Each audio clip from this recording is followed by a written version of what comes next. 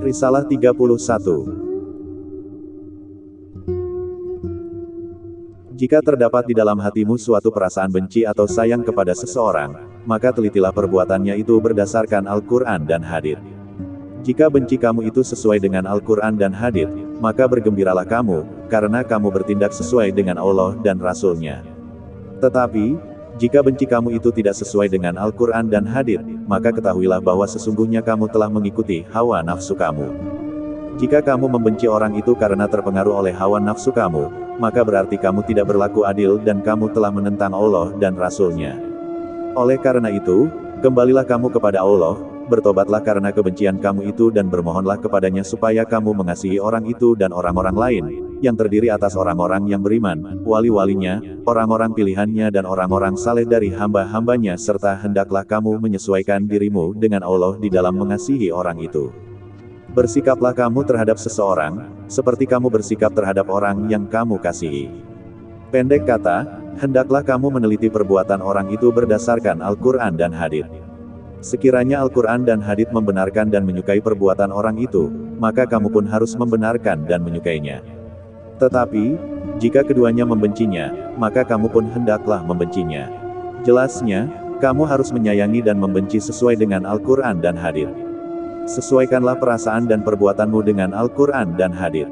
Jika kamu mengasihi seseorang, sedangkan Al-Quran dan hadits membencinya, maka janganlah kamu mengasihinya, supaya kamu tidak menuruti hawa nafsumu. Kamu diperintahkan untuk melawan hawa nafsumu, sebagaimana firman Allah, "Hai Daud, sesungguhnya kami menjadikan kamu khalifah penguasa di muka bumi, maka berilah keputusan perkara di antara manusia dengan adil dan janganlah kamu mengikuti hawa nafsu, karena ia akan menyesatkan kamu dari jalan Allah. Sesungguhnya orang-orang yang sesat dari jalan Allah akan mendapat azab yang berat, karena mereka melupakan hari perhitungan." Quran Surat 38 ayat 26. Risalah 32.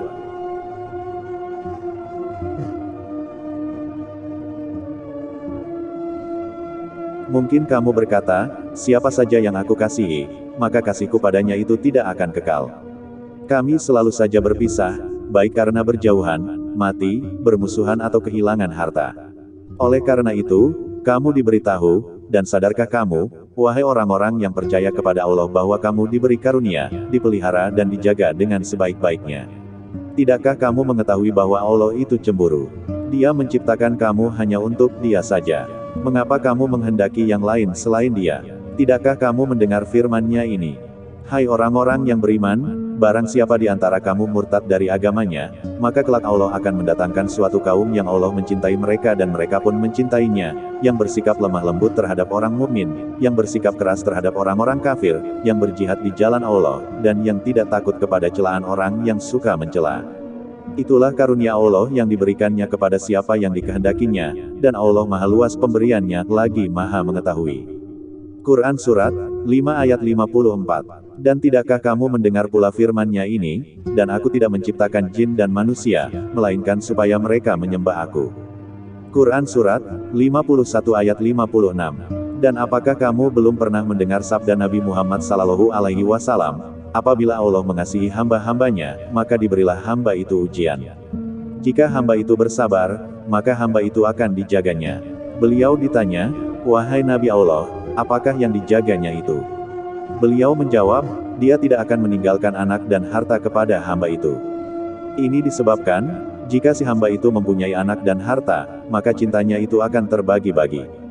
Cinta yang seharusnya diserahkan bulat-bulat kepada Allah, telah ia bagikan kepada anak dan hartanya. Allah tidak mau untuk disekutukan. Dia cemburu. Dia menguasai segalanya. Karenanya, Dia menghancurkan segala apa yang menjadi sekutu baginya, agar Dia dapat menguasai sepenuh hati hamba untuk Dia saja dan tidak ada yang lain selain Dia di hatinya. Setelah itu, barulah Allah akan membuktikan firman-Nya, Dia akan mencintai mereka dan mereka akan mencintainya. Sehingga hati si hamba itu benar-benar bebas dan bersih dari sekutu-sekutu Allah seperti anak, istri, harta benda, pangkat, kekuasaan, kemuliaan, keadaan atau peringkat kerohanian, makan, kedudukan, dunia, surga, kedekatan kepada Tuhan dan bahkan apa saja selain Dia tidak ada lagi di dalam hatinya. Tidak ada nafsu dan tidak pula ada cita-cita.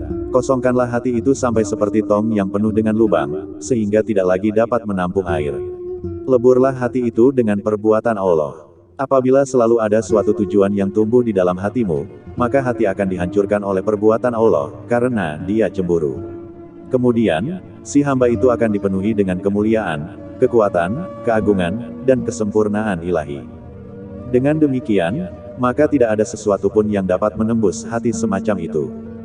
Harta benda, anak dan istri, teman dan handai tolan, mukjizat dan keramat serta kekuasaan dan pengetahuan tentang masa depan tidak akan dapat mempengaruhi dan merusak hati itu. Semua itu akan tinggal di luar hati dan tidak akan masuk ke dalamnya. Semua ini adalah tanda-tanda kemuliaan, kehormatan, kasih sayang dan rizki yang diberikan Allah kepada hamba-hamba yang benar-benar mau menuju kepadanya. Hamba-hamba seperti ini senantiasa akan diberi perlindungan, pertolongan dan keridaan dari dunia hingga akhirat. Risalah 33.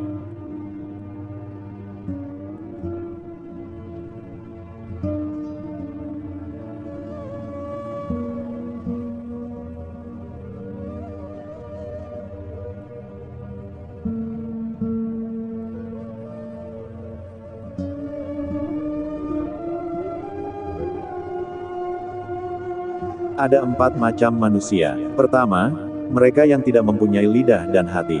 Mereka ini adalah orang-orang bertaraf bebas, berotak tumpul dan berjiwa kerdil, yang tidak mau mengingat Allah dan tidak memiliki kebaikan. Mereka ini bagaikan molekul yang ringan kecuali bila mereka itu dikaruniai kasih sayangnya, hati mereka dibimbing supaya beriman dan anggota-anggota tubuh mereka digerakkan supaya patuh kepada Allah. Berhati-hatilah, agar jangan sampai kamu termasuk ke dalam golongan mereka. Janganlah kamu melayani mereka dan jangan pula kamu bergaul dengan mereka. Merekalah orang-orang yang dimurkai oleh Allah dan penghuni neraka. Kita memohon kepada Allah supaya melindungi kita dari pengaruh mereka. Sebaliknya, hendaklah kamu berupaya menjadikan diri kamu sebagai orang yang dilengkapi dengan ilmu ketuhanan, guru yang mengajarkan kebaikan, pembimbing manusia dalam agama Allah dan pemimpin serta pengajak manusia kepada jalan Allah.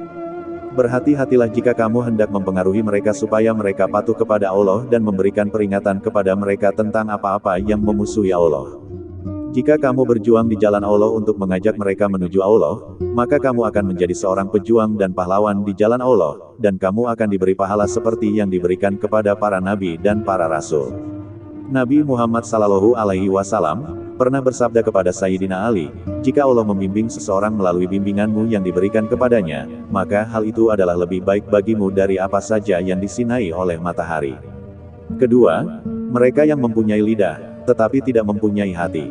Mereka pandai berbicara, tetapi tidak melakukan apa yang mereka bicarakan. Mereka mengajak manusia untuk menuju Allah, tetapi mereka sendiri lari dari Allah. Mereka membenci maksiat yang dilakukan oleh orang lain, tetapi mereka sendiri bergelimang di dalam maksiat itu. Mereka menunjukkan kepada orang lain bahwa mereka itu saleh, tetapi sebenarnya mereka sendiri melakukan dosa-dosa besar. Bila mereka sedang menyendiri, maka mereka bersikap seperti harimau yang berpakaian. Inilah orang-orang yang seperti disabdakan oleh Nabi Shallallahu Alaihi Wasallam, orang yang paling ditakuti di kalangan umatku dan aku pun menakutinya adalah orang alim yang jahat. Kita berlindung kepada Allah dari orang alim seperti itu. Oleh karena itu, larilah dan jauhilah orang-orang seperti itu. Jika tidak, maka kamu akan terpengaruh oleh kata-kata manisnya yang muluk itu, api dosanya itu akan membakar kamu dan kekotoran hatinya akan membunuh kamu. Ketiga, mereka yang mempunyai hati, tetapi tidak mempunyai lidah, sedangkan dia adalah orang yang beriman. Allah telah menutup mereka dari makhluknya, menggantungkan tabirnya di sekeliling mereka dan memberikan kesadaran kepada mereka tentang cacat cedera diri mereka. Allah menyinari hati mereka dan menyadarkan mereka akan kejahatan yang timbul akibat bercampur dengan orang banyak serta kejahatan akibat banyak berbicara. Mereka mengetahui bahwa keselamatan itu terletak dalam diam dan berkholwat menyendiri. Nabi pernah bersabda, barang siapa diam, maka ia akan mencapai keselamatan. Sabdanya pula, sesungguhnya berkhidmat kepada Allah itu terdiri atas 10 macam, 9 diantaranya adalah terletak dalam diam. Oleh karena itu, mereka yang termasuk dalam golongan ini adalah wali Allah yang secara tersembunyi. Mereka akan diberi perlindungan dan keselamatan. Mereka adalah orang-orang yang bijaksana dan rekan Allah. Mereka akan diberkati dengan keridaannya dan segala yang baik akan diberikan kepada mereka. Maka, hendaklah kamu berteman dan bergaul dengan orang-orang ini serta berikanlah pertolongan kepada mereka. Jika kamu berbuat demikian, maka kamu akan dikasihi oleh Allah, kamu akan dipilih olehnya dan akan dimasukkan ke dalam golongan mereka yang menjadi wali Allah dan hamba-hambanya yang saleh. Keempat, mereka yang diajak ke dunia tidak nyata dan diberi pakaian kemuliaan, seperti dalam sabda Nabi, barang siapa menuntut ilmu lalu ia mengamalkan ilmu dan mengajarkannya kepada orang lain, maka ia akan dibawa ke alam gaib dan dimuliakan. Orang-orang yang termasuk dalam golongan ini mempunyai ilmu-ilmu ketuhanan dan tanda-tanda Allah. Hati mereka akan menjadi gedung ilmu Allah yang sangat agung dan Allah akan memberinya rahasia-rahasia yang tidak diberikan kepada orang lain. Allah telah memilih mereka dan membawa mereka dekat kepadanya. Allah akan membimbing mereka dan membawa mereka ke sisinya. Hati mereka akan dibuka untuk menerima rahasia-rahasia dan ilmu-ilmu yang tinggi ini. Allah akan menjadikan mereka sebagai pelaku perbuatannya, pengajak manusia ke jalan Allah dan pelarang mereka untuk berbuat dosa dan maksiat. Mereka menjadi orang-orang Allah. Mereka mendapatkan bimbingan yang benar. Mereka dapat memberikan pertolongan kepada orang-orang yang menuju jalan Allah. Mereka menjadi orang-orang yang benar dan mengesahkan kebenaran orang lain. Mereka diibaratkan sebagai pantulan sinar para nabi dan rasul Allah. Mereka senantiasa mendapat taufik dan hidayah dari Allah yang Maha Agung. Orang yang termasuk dalam golongan ini berada dalam peringkat terakhir atau puncak kemanusiaan yang tidak ada kedudukan lain di atasnya, kecuali kenabian. Oleh karena itu, berhati-hatilah, agar tidak sampai kamu memusuhi dan menentang orang-orang seperti ini. Dengarkanlah dan perhatikanlah pembicaraan dan nasihat mereka. Karena, keselamatan itu berada dalam memperhatikan pembicaraan mereka dan berdampingan dengan mereka. Sebaliknya, kebinasaan dan kerusakan akan datang jika berjauhan dengan mereka, kecuali bagi mereka yang diberi kekuasaan dan pertolongan oleh Allah untuk menerima hak dan ampunan. Demikianlah, aku telah membagi manusia atas 4 golongan. Sekarang, terserah kepada kamu untuk mengintrospeksi diri kamu sendiri, jika memang kamu berpikir. Dan selamatkanlah diri kamu, jika memang kamu menginginkan keselamatan. Mudah-mudahan Allah membimbing kita dalam menuju kesenangan dan keridaannya di dunia ini dan di akhirat kelak. Risalah 34.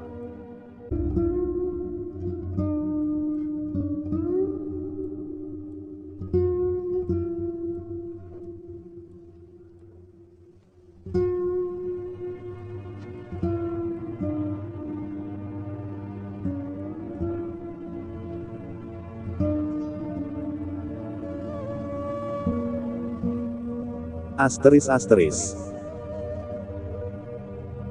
Sungguh mengherankan, jika kamu membuat Tuhanmu murka, menyalahkannya atau mengatakan bahwa dia tidak adil, merendahkan pemberian atau menyingkirkan mara bahaya.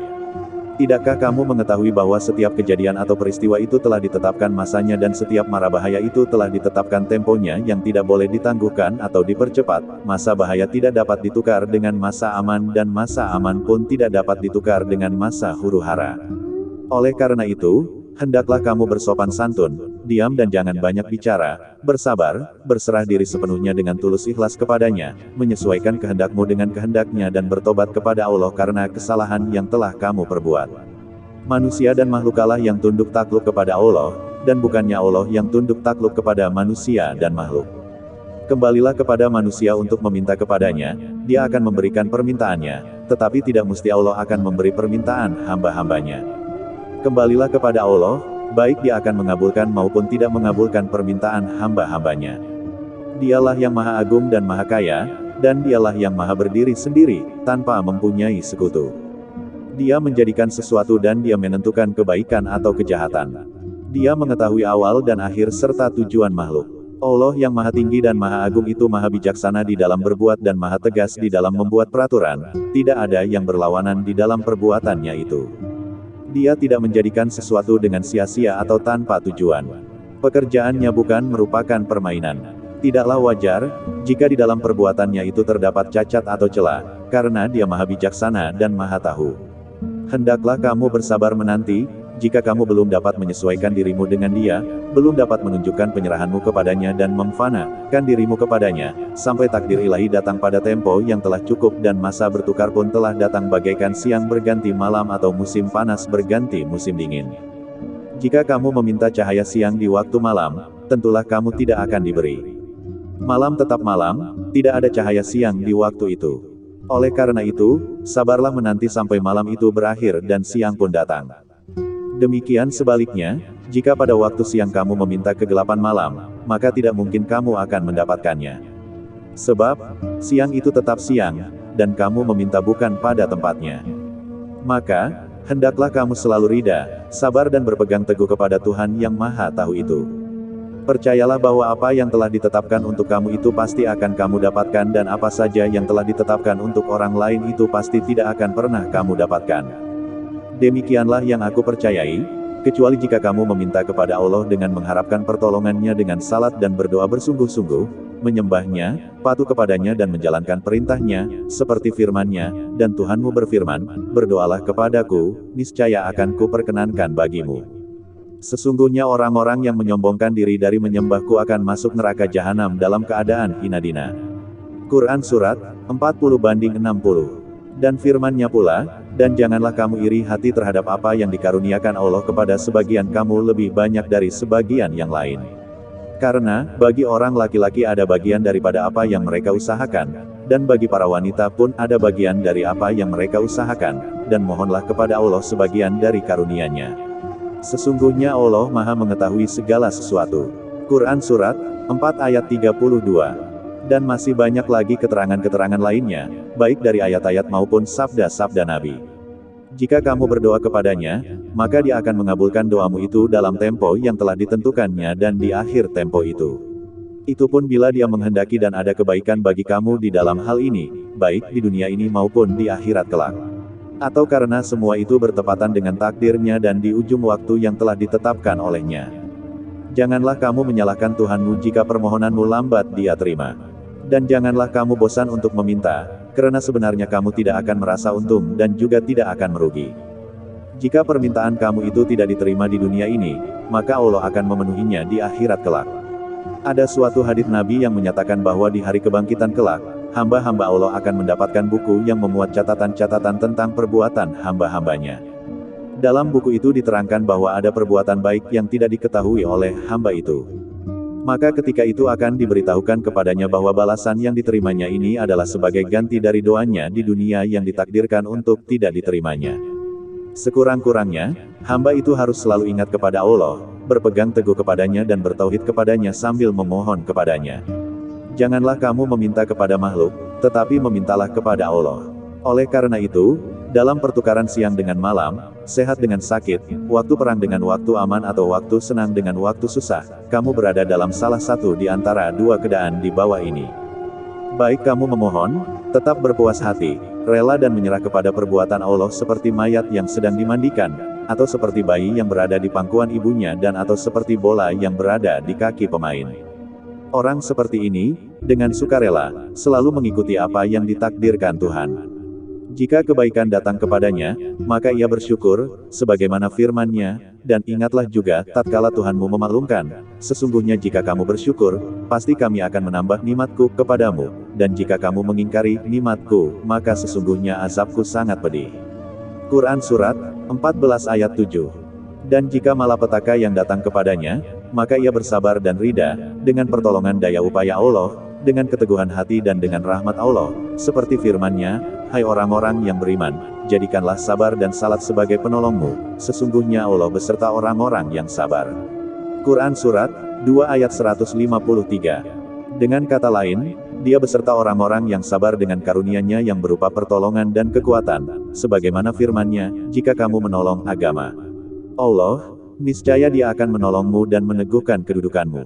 Quran Surat 47 ayat 7. Apabila kamu telah menolong Allah dengan jalan menumpaskan hawa nafsumu, tidak menyalahkan Dia, dengan menghindarkan diri dari tidak rela terhadap perlakuannya kepadamu, kamu menjadi musuh bagi diri kamu sendiri karena Allah bersedia memancungnya dengan pedang jika ia bergerak hendak kufur atau syirik dan memenggalnya dengan kesabaran dan bersesuaian dengan Allah, dan dengan kamu rela terhadap perbuatan dan janji-janjinya, maka Allah akan menjadi penolong kamu.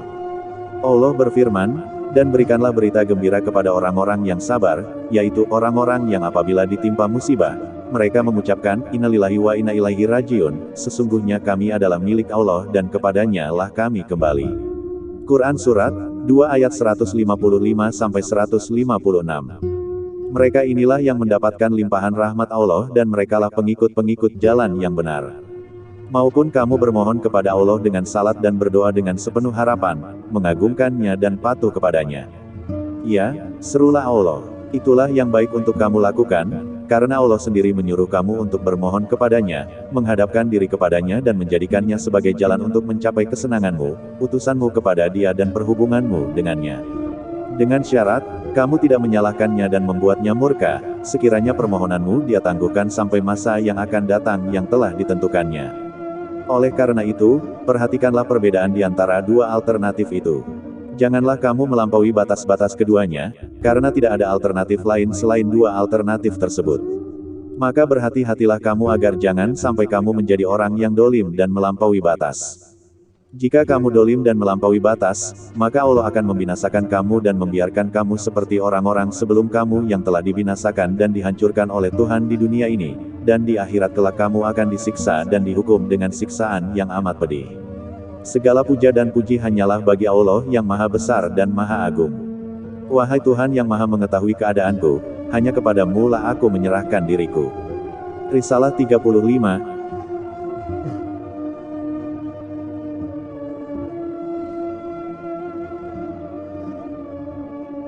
Kamu harus menjauhkan dirimu dari perkara-perkara yang haram. Jika tidak, maka kamu akan dibinasakan.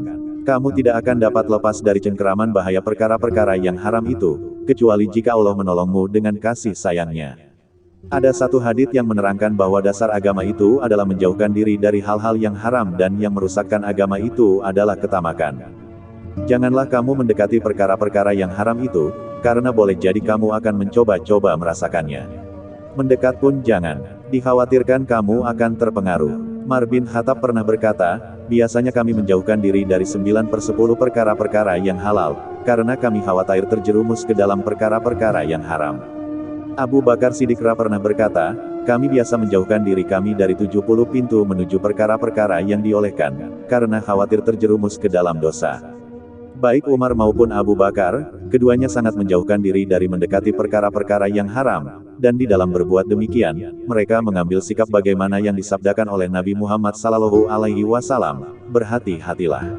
Sesungguhnya setiap raja itu mempunyai taman larangannya sendiri-sendiri, sedangkan taman larangan Allah itu adalah perkara-perkara yang diharamkannya. Barang siapa berjalan di sekeliling taman itu, maka mungkin ia akan masuk ke dalamnya. Tetapi, barang siapa memasuki pintu istana raja dan terus melewati pintu kedua dan ketiga, hingga akhirnya sampai ke kamar raja, maka hal itu adalah lebih daripada orang yang berada di luar pintu pertama, karena ia berada di luar. Jika pintu ketiga tertutup, maka orang ini tidak akan terkena bahaya.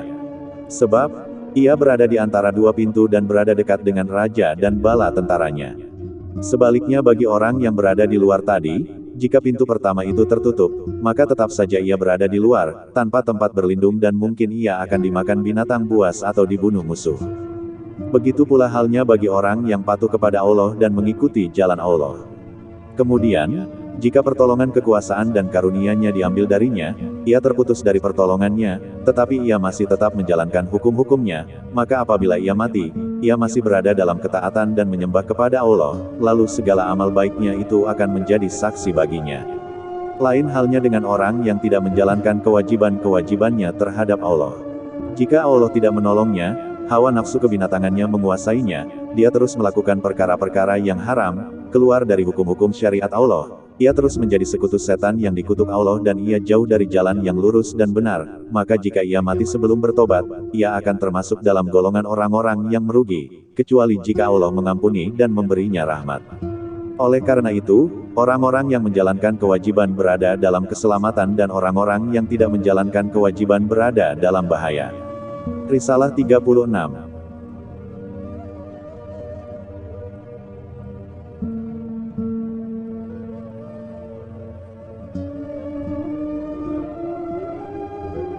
Seratus 152. 7. 4.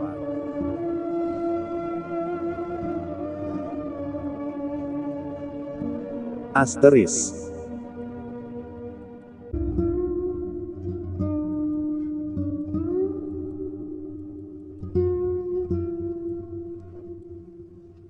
Jadikanlah hidup setelah mati itu sebagai uang modal kamu dan hidup di dunia ini sebagai keuntungannya.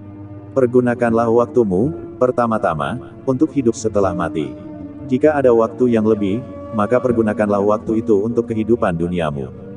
Janganlah kamu menggunakan hidupmu di dunia ini sebagai uang modal dan hidup setelah mati sebagai keuntungan, di mana kamu memanfaatkan waktu lebihmu itu untuk hidup setelah mati, di samping menunaikan salat 5 waktu. Seakan-akan mengubah semuanya di dalam satu gerakan, memasukkan bagian-bagiannya dan merusakkan susunannya, tanpa ruku dan sujud serta tanpa tumaninah, atau apabila kamu merasa penat dan letih, kamu tidur dengan membiarkan segalanya tidak terpelihara, seperti mayat di waktu malam yang pada siang harinya memuaskan nafsu kebinatangannya dan nafsu iblisnya. Jangan pula kamu menjual akhiratmu untuk duniamu dan kamu menjadi hamba nafsu kebinatanganmu. Kamu diperintahkan untuk menguasai hawa nafsu kamu dan membawa diri kamu ke jalan yang lurus dan benar. Tetapi kamu membiarkan diri kamu dikuasai hawa nafsu iblis, sehingga merugilah kamu di dunia ini dan di akhirat kelak kamu akan diazab dengan api neraka. Di hari perhitungan kelak, kamu akan menjadi orang yang paling miskin dan paling merugi serta segala apa yang kamu kumpulkan untuk duniamu hilang lenyap dari sisimu. Maka benar-benar kamu menjadi orang yang merugi. Sebaliknya jika kamu mengikuti jalan akhirat dan menjadikannya sebagai uang modal, maka kamu akan beruntung di dunia dan di akhirat, serta apa yang ditakdirkan untuk kamu di dunia ini akan datang kepadamu dan kamu mendapatkan keselamatan dan dihormati. Nabi pernah bersabda, sesungguhnya Allah akan memberi keselamatan kepadamu dalam kehidupan duniamu, jika kamu menunjukkan niatmu di akhirat. Tapi, keselamatan akhirat tidak akan diberikan, jika niatmu kamu tujukan ke kehidupan dunia. Niat yang ditujukan ke akhirat itu adalah ketaatan kepada Tuhan, karena niat itu ialah jiwa ibadah. Oleh karena itu, apabila kamu taat kepada Allah dan mengharapkan akhirat, maka kamu akan menjadi orang yang dipilih oleh Allah dan masuk ke dalam golongan orang-orang yang taat dan cinta kepada Allah serta kehidupan akhirat akan kamu dapati, yaitu surga dan kedekatan kepada Allah. Kemudian, dunia ini akan mengabdi kepadamu dan segala sesuatu yang telah ditentukan untuk kamu, pasti akan kamu terima sepenuhnya, karena segala sesuatu itu tunduk kepada Allah yang maha menguasai segalanya. Jika kamu terlena dan tenggelam di dalam kehidupan dunia dan tidak lagi mau memperhatikan kehidupan akhiratmu, maka Tuhan akan murka kepada kamu. Kamu tidak akan mendapatkan akhirat dan dunia tidak akan takluk kepadamu.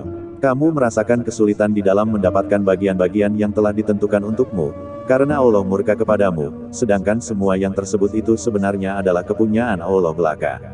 Barang siapa mendurhakai Allah, maka Allah akan menghinakannya. Nabi Muhammad SAW bersabda, dunia dan akhirat itu bagaikan sepasang suami istri. Jika kamu melayani salah seorang saja di antara keduanya, maka yang lainnya akan marah kepadamu. Allah Subhanahu wa Ta'ala berfirman, di antara kamu ada orang yang menghendaki dunia dan di antara kamu ada yang menghendaki akhirat. Quran Surat 3 ayat 152. Orang yang menghendaki dunia saja disebut ahli dunia dan orang yang menghendaki akhirat disebut ahli akhirat. Perhatikanlah diri kamu, termasuk golongan manakah kamu. Dalam dunia ini, ke dalam golongan manakah di antara dua ahli itu kamu ingin termasuk. Ketika kamu berada di alam akhirat, sesudah mati nanti, kamu akan mengetahui bahwa sebagian di antara kamu masuk ke dalam surga dan satu golongan lagi masuk ke dalam neraka.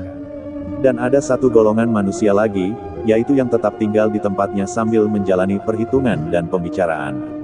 Satu hari di sana, menurut firman Tuhan, seperti 15.000 tahun di dunia. Ada pula satu golongan manusia yang duduk di tempat makan sambil makan makanan yang enak-enak, buah-buahan, manis-manisan yang lebih putih daripada es, sebagaimana diriwayatkan di dalam hadits, mereka akan melihat tempat tinggal mereka di surga. Apabila Allah telah selesai menanyai manusia, mereka akan memasuki surga itu. Mereka akan pergi menuju tempat tinggal mereka, seperti halnya orang-orang di dunia ini menuju tempat tinggal mereka. Mereka yang memasuki surga itu adalah orang-orang yang meninggalkan dunia mereka dan berusaha mencapai kebahagiaan akhirat dan Allah.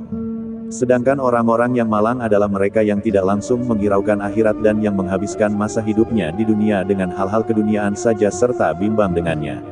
Mereka melupakan hari perhitungan mereka di hadapan Allah dan mereka tidak mau memperdulikan Al-Quran dan sabda-sabda Nabi.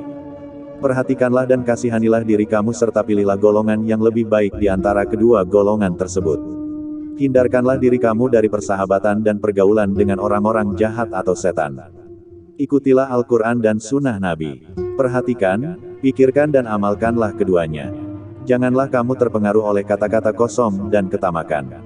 Firman Allah, Apa saja harta rampasan fai'i yang diberikan Allah kepada Rasul-Nya yang berasal dari penduduk kota-kota, maka adalah untuk Allah, untuk Rasul, kaum kerabat, anak-anak yatim, orang-orang miskin dan orang-orang yang dalam perjalanan, supaya harta-harta itu jangan hanya beredar di antara orang-orang kaya saja di antara kamu. Apa yang diberikan Rasul kepadamu, maka terimalah dia.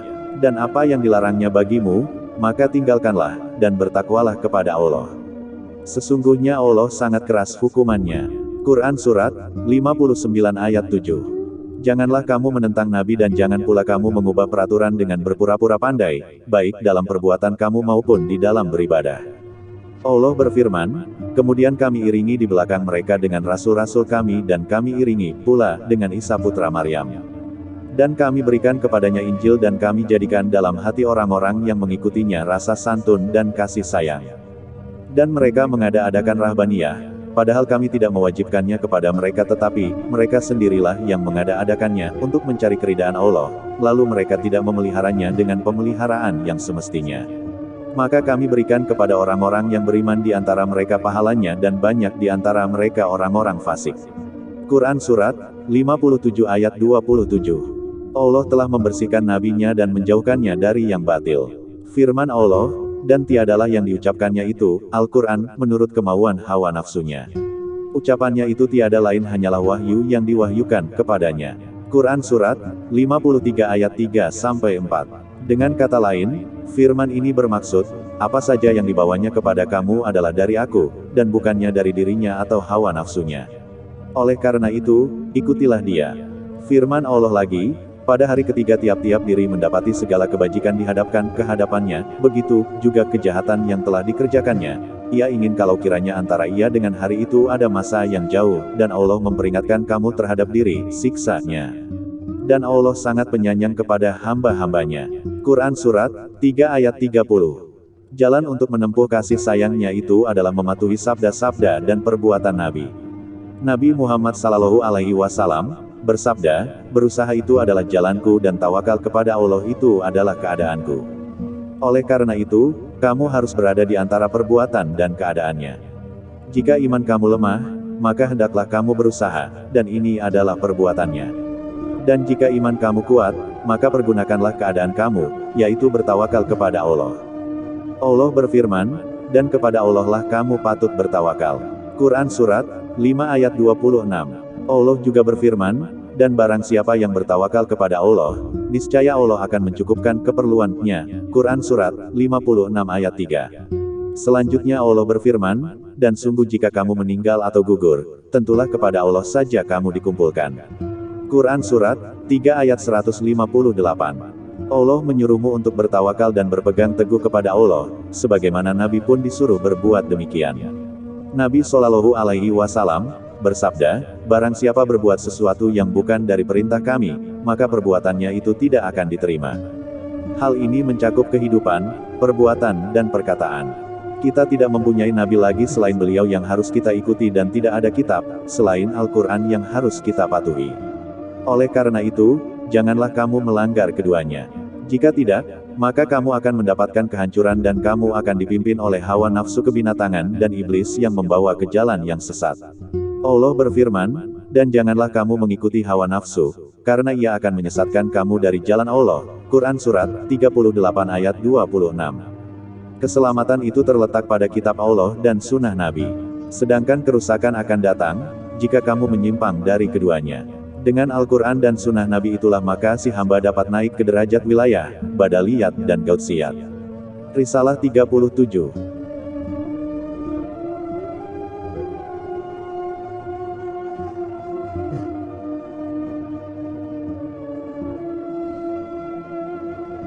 Seratus 52. 7. 4. 7. 27. Asteris 3-4. 31. 23. 3. 159. 81, 61, 3+48. 26. Wahai orang-orang yang beriman, mengapa aku melihat ada di antara kamu yang merasa dengki dan iri hati kepada tetangga-tetangga kamu, karena mereka mendapatkan kelebihan karunia Allah yang berupa makanan, minuman, tempat tinggal, pakaian dan sebagainya. Tidakkah kamu mengetahui bahwa perasaan dengki itu akan mengubah keimananmu, menjauhkan diri kamu dari sisi Allah dan menyebabkan kamu dimurkai Allah? Tidakkah kamu pernah mendengar bahwa Nabi Shallallahu Alaihi Wasallam bersabda yang Allah berfirman, orang yang dengki itu adalah musuh kasih sayang kami. Mengapa kamu dengki kepada orang lain, hai manusia? Dengkikah kamu kepada apa yang telah ditentukan Allah kepadanya? Apa yang ada padanya itu, sebenarnya adalah karunia Allah juga. Maka, mengapa kamu merasa dengki? Allah berfirman, apakah mereka yang membagi-bagi rahmat Tuhanmu?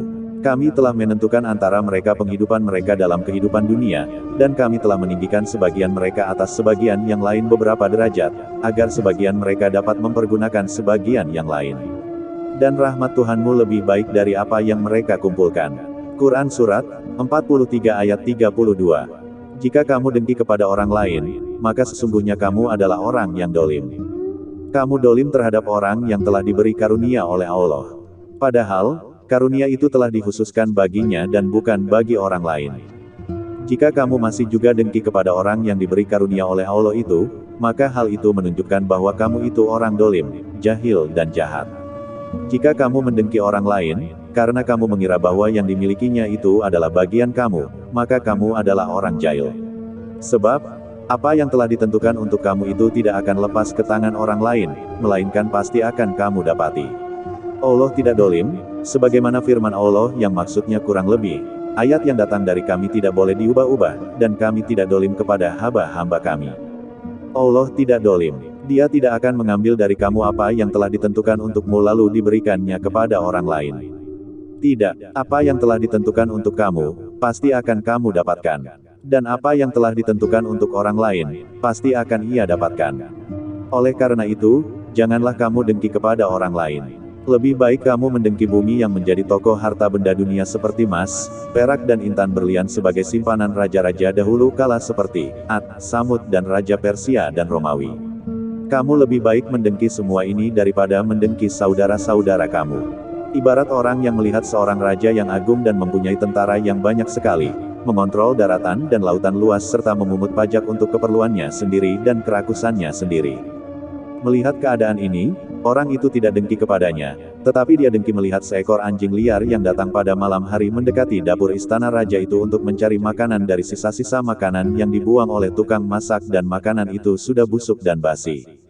Orang itu dengki kepada anjing liar itu, sehingga memusuhinya dan ingin membunuhnya. Apakah ini bukan suatu kebodohan? Jika orang itu benar-benar dengki kepada anjing lapar itu dan ia tidak dengki kepada raja yang tamak itu, maka sebenarnya orang itu adalah orang yang jahil, bodoh dan tidak mau menimbang rasa.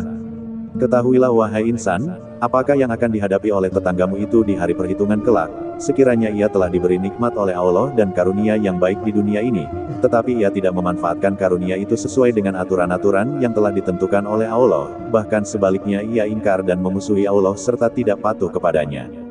Ketahuilah, bahwa ia akan ditanya dan dimintai pertanggungjawabannya tentang apa yang telah ia perbuat dengan karunia itu. Jika karunia dan nikmat itu tidak ia pergunakan sesuai dengan keridaan Allah, maka ia akan menyesal. Bahkan ia merasa bahwa lebih baik ia tidak menerima karunia itu di dunianya dulu. Apa yang ia sesalkan, sudah terlambat. Nabi Shallallahu Alaihi Wasallam pernah bersabda, sebenarnya ada segolongan manusia di hari perhitungan nanti yang menginginkan daging badannya dipotong-potong dengan gunting apabila mereka melihat balasan yang diterima oleh orang-orang yang mendapat azab dan kesusahan. Mungkin tetangga kamu itu, di akhirat kelak, ingin agar ia berada di tempat kedudukanmu dalam kehidupan dunia ini. Manakala ia merasakan masa yang sangat panjang berada dalam perhitungan di hadapan Tuhan itu dengan merasakan kepedihan dan kesusahan berdiri selama 50.000 tahun di bawah panas terik matahari untuk dimintai pertanggungjawabannya tentang apa yang telah diperbuatnya dengan kekayaan yang diberikan Allah kepadanya dahulu. Sedangkan sementara itu kamu berada dalam perlindungan Allah, makan, minum, bersenang-senang dan bersukaria, karena kamu telah sabar dalam menempuh kesusahan hidup di dunia ini sambil ridha dengan ketentuan Allah, menyesuaikan diri kamu dengan Allah dan kamu tidak mendengki orang lain lantaran ia diberi kelebihan kehidupan dunia oleh Allah. Semoga Allah menjadikan aku dan kamu bersabar di dalam menempuh godaan dan perjuangan hidup di dunia ini serta bersyukur kepadanya karena karunia-Nya yang tidak terhingga kepada kita sekalian. Mudah-mudahan kita bertawakal kepada Allah, Tuhan sekalian alam. Risalah 38. Barang siapa menjalankan tugas-tugasnya karena Allah dengan ikhlas dan benar, maka ia tidak akan terpengaruh oleh apa saja selain Allah. Wahai manusia, janganlah kamu menuntut apa yang tidak ada pada kamu. Bertauhidah kepada Allah dan janganlah kamu menyekutukan Dia dengan apa saja. Jadikanlah diri kamu sasaran anak panah takdir yang akan mengena dirimu, bukan untuk membunuh melainkan untuk mencederakan kamu. Barang siapa yang luluh hatinya karena Allah, maka ia akan menerima balasan dari Allah. Risalah 39. Mengambil sesuatu berdasarkan hawa nafsu kebinatangan, tanpa ada perintah dari Allah, berarti menyeleweng dari tugas kamu terhadap Allah dan melawan kebenaran. Sedangkan mengambil sesuatu tanpa didorong oleh hawa nafsu kebinatangan adalah suatu kebaikan dan sejalan dengan kebenaran atau yang hak. Dan jika berlawanan dengan kebenaran itu, maka itu adalah perbuatan yang tidak ikhlas dan sikap munafik. Risalah 40.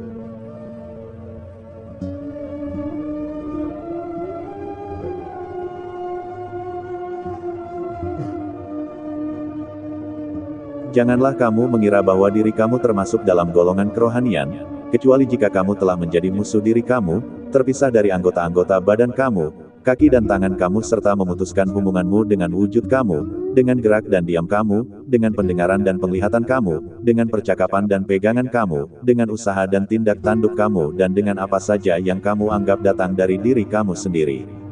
Setelah semua itu lenyap, maka barulah wujud kerohanian dihembuskan kepada kamu, karena semua itu adalah tabir yang menghalangi kamu dengan Tuhan kamu.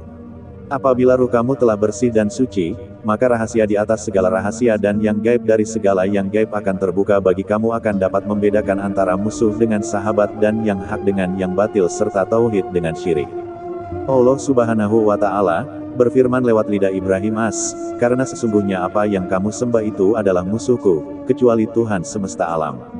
Quran Surat 26 ayat 77. Yang dimaksud dengan musuh di sini adalah berhala. Oleh karena itu anggaplah diri kamu dan seluruh makhluk ini sebagai berhala, dan dengan demikian, janganlah kamu mematuhi dan menuruti semua itu. Hanya dengan itu saja kamu akan dikaruniai rahasia-rahasia dan ilmu-ilmu ketuhanan serta perkara-perkara yang jarang ditemui orang. Kemudian kamu akan diberi kekuasaan untuk menjadikan dan keramat, dan ini adalah suatu macam kekuasaan yang diberikan Allah kepada orang-orang yang percaya kepada Allah dan perkara gaib. Apabila kamu berada dalam keadaan seperti ini, maka seakan-akan kamu bangkit kembali hidup sesudah mati di hari akhir. Jadi, semata-mata kamu adalah manifestasi kekuasaan Allah. Kamu mendengar melalui Allah, melihat melalui Allah, berbicara melalui Allah, memegang melalui Allah, berjalan melalui Allah, mengetahui melalui Allah dan susah serta sentosa melalui Allah. Sehingga kamu buta terhadap apa saja selain Allah dan tuli terhadap apa saja selain Dia.